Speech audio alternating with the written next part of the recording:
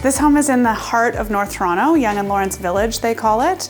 The total square footage would probably be around 1,100 to 1,200 square feet, not including the basement.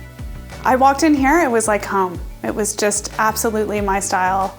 Everything is done with really great thought and consideration for the functionality of the space, and it's laid out in a way that really maximizes the square footage on the living floor. When I walk into a home with a prospective buyer, obviously I allow them a moment to be kind of wowed by the decor and the staging and, the look and feel of the home. But really what I point out to buyers as we go through are the objective things. So make sure you're looking at ceilings, make sure you're looking at the windows, the floors, the baseboards, because that's the type of stuff that you're gonna spend money on that you really probably don't want to. Pretty is great, we can always make a home pretty, but you're gonna be looking at stuff that really indicates how the home has been maintained.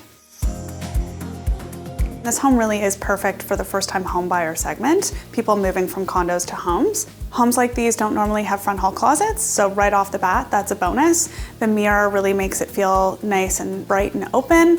I would obviously indicate the fireplace because I think that that's a really nice homey feature, and the storage associated with the built-ins on either side.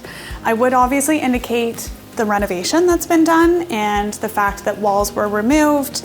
And I would certainly say, we'll have to check into A, whether permits were in fact used, because that does tend to be a bit of a problem here and there, and B, whether those permits were closed, which also seems to be something that people don't necessarily follow through on. As I walk people through into the kitchen, which is the most functional and used space in a property, I would comment on the quality of the renovation. This kitchen is very clearly custom, it's really good quality, it's gonna stand the test of time. So again, that's gonna save the buyer money, and the aesthetic is gonna help on the flip side when they go to sell. My thoughts are that the white kitchen is the best way to go, particularly in a property like this. The reality is the white kitchen is going to appeal to the largest variety of people. So, when you start adding color and flair to it, it's really great for your personal use, not always great for resale value.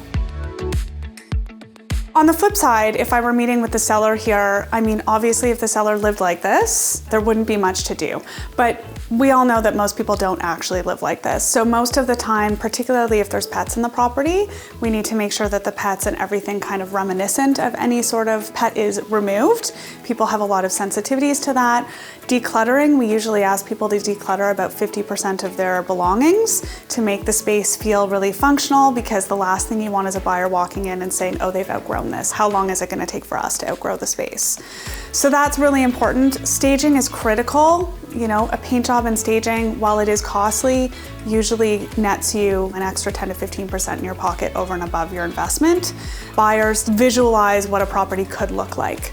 So being able to display it to the best of that ability is going to net you more on the sale every time. And of course, get a home inspection and seriously pay for the maintenance to be done in advance so that you have a fully finished product and can net the most amount of money. Any sort of red flag to furnace issues, electrical, that kind of stuff. You know what a dead giveaway is that I didn't mention? Caulking. All the caulking along the baseboards, but more importantly, the place where you see tiling. So in the bathroom, around the bathtubs, around the fixtures, in the kitchen, around the backsplash. It's a very odd thing to look at, but it really tells you how much movement a home has, but it also really is going to be indicative of how long those tiles are going to stay on the wall for. It's a really easy thing to accomplish. If it's not done, you should maybe look for a few other red flags. So if this property were original, with the walls and everything the way these owners purchased it, today in our current market, they would be lucky to yield between 1.2 and 1.25.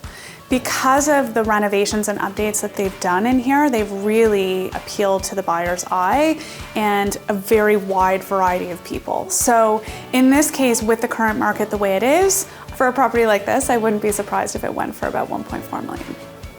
North Toronto is really near and dear to my heart because it is really where Bosley Real Estate originated. We have been working in the Lawrence Park and North Toronto area since 1928. The development that has happened in this location is substantial. And of course, we've been really fortunate to expand all over Ontario at this point.